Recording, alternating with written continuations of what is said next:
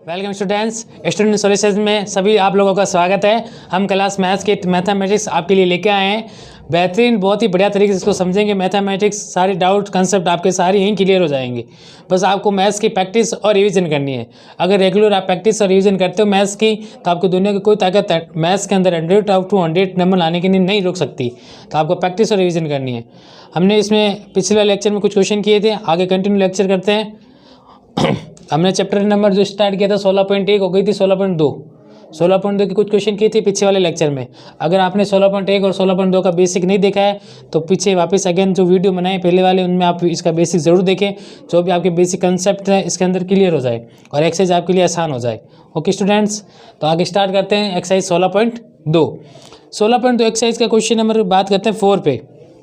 Question number 4 आता है हमारे पास।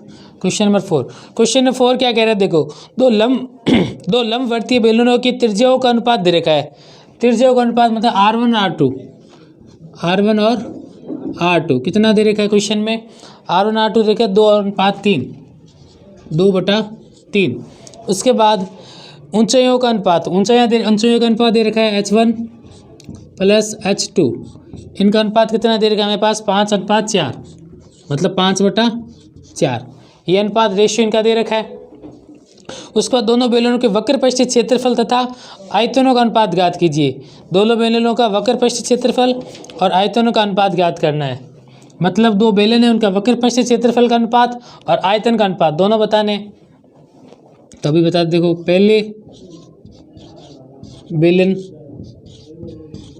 बेलन का वक्र पृष्ठीय क्षेत्रफल, पहले बेलन का वक्र पृष्ठीय क्षेत्रफल, फिर इसके भाग में दूसरे बेलन का वक्र पृष्ठीय क्षेत्रफल, दूसरे बेलन का वक्र पृष्ठीय क्षेत्रफल। देखो दो बेलन, एक पहला हो गया एक दूसरा हो गया। पहले बेलन का वक्र पृष्ठीय क्षेत्रफल 2πRH होता है और इसका भी क्या होगा 2πRH होगा। बस इसमें R1 R2, इसमें H1 और H2। देखो 2π से तो 2π कैंसिल आउट हो गया, सीधा डायरेक्ट कट गया ये तो। उसके बाद हमारे पास क्या बचा, यहाँ बचा R1/R2 और यहाँ बचा इंटू में H1/H2 ही बचा। और देखो R1 R2 कितना है 2/3, तो यहाँ लिख देंगे 2/3। फिर इंटू का इंटू H1 और H2 कितने 5/4, तो इसको लिख देंगे 5/4। अब देखो ये कट गया, 2 1 2, 2 2 4, 2 के पारे से कैंसिल आउट हो गया। ये हो गया 5 1 5, ये हो गया 3 2 6। इसका मतलब जो इसका रेशियो कितना आ गया 5:6। इसका अनुपात कितना आ गया, बेलन का वक्र पृष्ठीय क्षेत्रफल 5:6। तो बड़ा आसान क्वेश्चन था, कुछ नहीं था इसके अंदर। R1 R2 इसके अनुपात दे रखे थे, H1 H2 अनुपात दे रखे थे। आपसे पूछा था क्या बेलन का वक्र पृष्ठीय क्षेत्रफल का अनुपात, तो पहले बेलन का वक्र पृष्ठीय क्षेत्रफल, दूसरे बेलन का वक्र पृष्ठीय क्षेत्रफल। सूत्र लगाया, 2π से 2π कट गया, कैंसिल आउट हो गया। R1 R2 H1 H2 मान रखिए कैंसिल आउट किया 5:6, 5:6 इसका आंसर आ गया। ये क्वेश्चन हो गया हमारा कंप्लीट। एक और इसने दो चीज़ पूछी, एक तो वक्र पृष्ठीय क्षेत्रफल का अनुपात हो गया, साथ में क्वेश्चन ने पूछा आयतन का भी अनुपात बताओ। तो आयतन का भी सूत्र लगाएंगे, पहले बेलन का आयतन और दूसरे बेलन का आयतन, इसी तरीके से उसका आयतन का भी अनुपात निकाल लेंगे। तो इसका आप स्क्रीनशॉट ले लीजिए, आपको पता चल जाएगा। और इसकी आप रफ कॉपी में फिर प्रैक्टिस कीजिए, फिर इसको फेयर कॉपी में नोट्स के टाइप में नोट डाउन कीजिए। ओके, तो इसके आगे क्वेश्चन करते हैं। आगे इसने आयतन का पूछा है, इसको रीच कर देता हूँ मैं।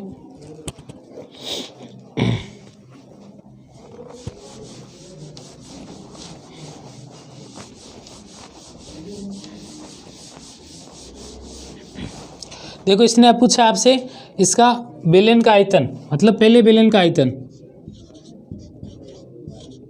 पहले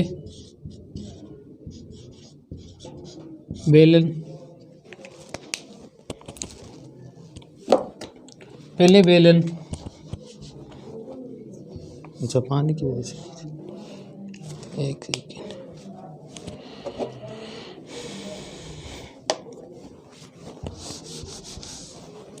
पहले बेलन का आयतन, तो ये हो जाएगा पहले बेलन का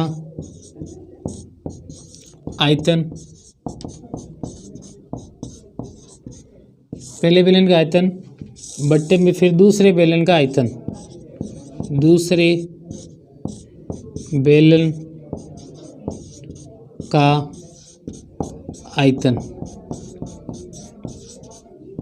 देखो पहले बेलन का आयतन बेटा दूसरे बेलन का आयतन, पहले बेलन का आयतन क्या होता है पाई आर स्क्वायर एच, ये R1 ये H1, फिर दूसरे बेलन का वही पाई आर स्क्वायर एच, ये R2 ये H2, पाई से पाई कट जाएगा, ये हमारे पास बचा R1 अपॉन में R2 का होल स्क्वायर, क्योंकि देखो दोनों पे स्क्वायर है तो मैंने दोनों के साथ स्क्वायर में लिख दिया एक साथ, H1 और H2, फिर H1 अपॉन में H2, ये हमारे पास लिख देते हैं। देखो R1 और R2 कितने हैं 2/3, तो यहाँ लिख देते हैं 2/3, होल स्क्वायर का इसका whole square, H1 upon H2 कितने 5/4, 5/4, तो ये कितना आ गया 5/4, ये हमारे पास आ गया।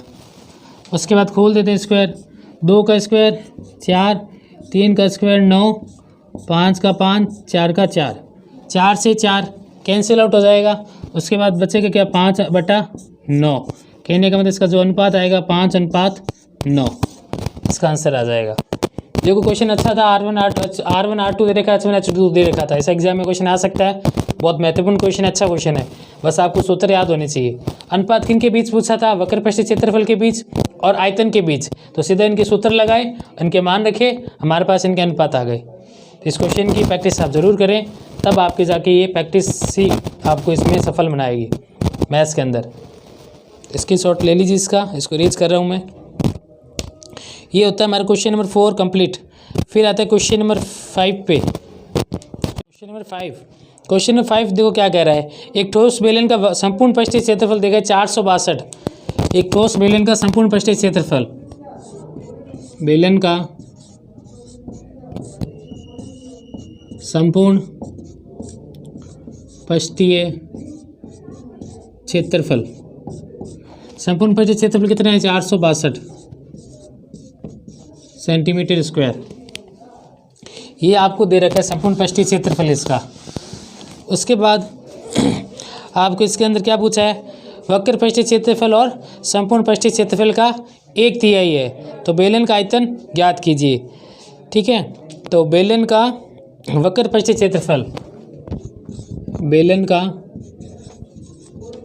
वक्र पृष्ठीय क्षेत्रफल है जो वो किसका 1/3 है, 1/3 का मतलब हुआ 1/3, 1/3 का मतलब 1/3, 1/3 हो गया। तो बेलन का संपूर्ण पृष्ठीय क्षेत्रफल का 1/3 है, तो संपूर्ण कितना है 462 और इसका 1/3, ये हो जाएगा। अब हमारे पास क्या आ जाएगा इसका आंसर, बेलन का संपूर्ण पृष्ठीय क्षेत्रफल, बेलन का वक्र पृष्ठीय क्षेत्रफल का सूत्र क्या होता है 2πr/h, ये होता है। इसमें इसका भाग दे देंगे, 3 एकम 3, फिर 3 पंजे 15, 3 चौक 12, 154, ये आ गई समीकरण नंबर 1। इसको नाम देते हैं समीकरण 1, क्वेश्चन फर्स्ट। अब फिर क्वेश्चन क्या कह रहा है, ये तुमने क्वेश्चन के अकॉर्डिंग किया है, 1/3 उसने कहा है कि 1/3 है, तो इसका 1/3 कर दिया, 462 का 1/3 कितना का 154, 462 में 3 का भाग दिया तो 154 आ गया। इसको नाम दीजिए समीकरण नंबर 1, फर्स्ट दे दिया। उसके बाद बेलन का संपूर्ण पृष्ठीय क्षेत्रफल दे रखा है और ये हमारे पास आ चुका है। बेलन का संपूर्ण पृष्ठीय क्षेत्रफल 462, इसका वक्र पृष्ठीय क्षेत्रफल और संपूर्ण पृष्ठीय क्षेत्रफल का 1/3 है, तो बेलन का आयतन ज्ञात कीजिए 2πr/h। बेलन का संपूर्ण पृष्ठीय क्षेत्रफल क्या होता है 2πr+h। क्वेश्चन में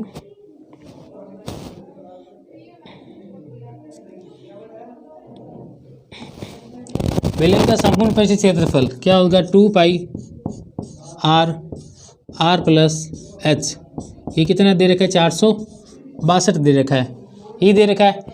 अब इसके अंदर गुणा कर देते हैं 2π की दोनों के साथ, ये हो जाएगा 2 पाई आर स्क्वायर, ये हो जाएगा 2 पाई आर एच।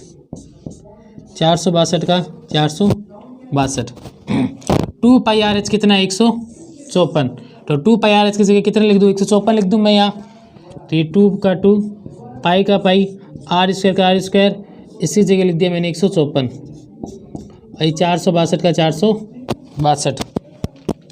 उसके बाद यहाँ कर देता हूँ आगे 2 पाई आर स्क्वायर 154 462। तो 2 का 2 पाई का पाई आर स्क्वायर का आर स्क्वायर। अब यहाँ देखो आप, ये प्लस का 154 है, उस तरफ जाएगा तो माइनस का हो जाएगा। तो ये 462 माइनस 154, माइनस कर देंगे इसको। 12 में से 4 गए 8, 5 में से 5 गए 0, फिर 4 में से गया 3, 308। तो ये हमारे पास आ गया 308। उसके बाद देखो 2 का 2 पाई का पाई आर स्क्वायर, 2 का 2 पाई का मान 22/7 आर स्क्वायर का आर स्क्वायर, 308 का 308। क्वेश्चन में हमें पूछा क्या है, बेस का आयतन पूछा है। आयतन निकालने के लिए हमें आर और एच चाहिए, आर और एच। तो लगभग कितना दो आंसर है, आर स्क्वायर 308 का 308, और ये 22 दूनी हो गए 44, ये गुणा में तो भाग में आ जाएंगे, और ये 7 का 7। अभी 44 के पहाड़े से कटा 7 बार, ठीक है, 7 बार कटा, 7 × 7 कितना हो गया 49। आर स्क्वायर बराबर 49। अगर इस पर स्क्वायर हटाएंगे तो इस पर रूट आ जाएगा, और 49 रूट किसका होता है 7 का। 49 किसका तो रूट होता है 7 का। इसका मतलब हमारे पास आर का मान कितना आ गया 7 सेंटीमीटर। आर का मान आ गया 7 सेंटीमीटर। ये हमारे पास आ गई त्रिज्या। अब हमारे पास त्रिज्या आ गई तो अब हमें एच निकालना है। अब आर का मान कहाँ रख देंगे, समीकरण 1 में रख देंगे। इससे किसका मान आ जाएगा, एच का मान आ जाएगा। आर और एच अगर हमारे पास आ गए तो बेलन का आयतन हम आसानी से निकाल लेंगे, कोई दिक्कत नहीं आएगी। तो इस चीज़ का हमें ध्यान रखना है। तो इसको मिटा देता हूँ मैं। आर का मान आ गया। अब हमें किसका मान निकालना है, इसका एच का मान निकालना है। तो 2 पाई आर एच, 2 का 2 पाई का मान 22/7, आर कितना है 7 × एच 154। अब ये हो जाएगा 7 से 7 कटा, 22 × 2 एच का एच 154 का 154, 22 दूनी हो गया 44। ये गुणा वाला किस में आ जाएगा, भाग में। तो एच का मान जो आएगा आपके लगभग 7.5। एच का मान आएगा पॉइंट्स के अंदर हमारे पास 7.5, 3.5 सेंटीमीटर। ये आ गया एच। देखो आर आया 7, एच कितना आया 3.5 सेंटीमीटर। 54 इसका आप भाग दोगे तो 3.5 सेंटीमीटर आंसर आ जाएगा आपके। तो आर और एच हमारे पास आ गए। उसके बाद उसने क्या पूछा, बेलन का आयतन। क्वेश्चन में बेलन का आयतन ही पूछा है, देख लेते हैं बेलन का आयतन। हाँ, बेलन का आयतन, बेलन का आयतन। बेलन का आयतन का सूत्र क्या होता है, पाई आर स्क्वायर एच होता है। पाई का मान 22/7, आर कितना है 7 × 7, और एच कितना है 3.5। 7 से 7 कटा, 22 का 22। अब मार्कर चेंज करते हैं। इसके हम गुणा करेंगे 7 × 3.5 और 22, तो 539 सेंटीमीटर क्यूब। ये आ गया आंसर। तो बेलन का आयतन का सूत्र लगाया हमने पाई आर स्क्वायर एच, उससे हमारे पास बेलन का आयतन का सूत्र लगाया पाई आर स्क्वायर एच, इससे हमारे पास आंसर आ गया इसका आयतन। ये हो गया क्वेश्चन आपके कंप्लीट। तो ये हमारे पास 2 क्वेश्चन हो गए कंप्लीट। बेलन का आयतन का सूत्र लगाना है, इससे बेलन का आयतन आपके पास आ जाएगा। तो आज के लेक्चर में इतना ही। बाकी नेक्स्ट लेक्चर में आपको वीडियो अच्छा लगा तो वीडियो को लाइक करें, शेयर करें और प्रैक्टिस रिविजन करते जाइए, सीखते जाइए। हम आपके उज्जवल भविष्य की शुभकामना करते हैं। थैंक यू सो मच, धन्यवाद।